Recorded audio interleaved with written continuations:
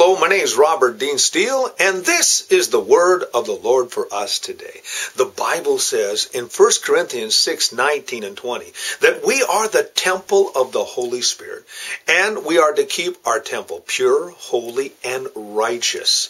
Now, that's very hard at times because of the constant attack of the world, the flesh, and the devil. You cannot, however, give into any of these forces at any time. They are relentless, and you must be as well. Remember, you are where the Holy Spirit dwells. He lives in you, and He's there to help you in your battle. Now, the problem is that so many people do not avail themselves to His influence and try to do it on their own, and they fail miserably. It's time to let the power of the Holy Spirit and His presence come upon you and enable you to make this happen. The first thing is, of course, is to seek to be filled with the Holy Spirit. Ask Him to come in right now and fill you completely. Now, this is where you ask Him to search your heart, to help get rid of every sin and weight that so easily besets you.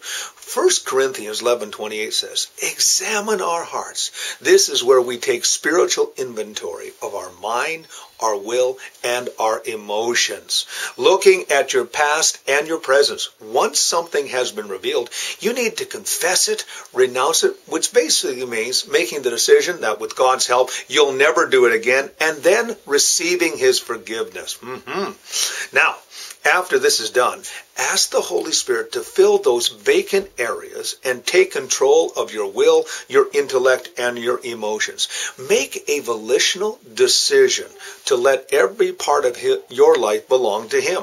Once this is done, and He will come in and He will change you from the inside out. Paul very beautifully put it together in Romans chapter 12, 1 and 2. He says, present your body as a living sacrifice, holy and acceptable unto Him, which is your reasonable service. But don't be conformed, but be ye transformed by the renewing of your mind, that you would know the perfect, acceptable will of God.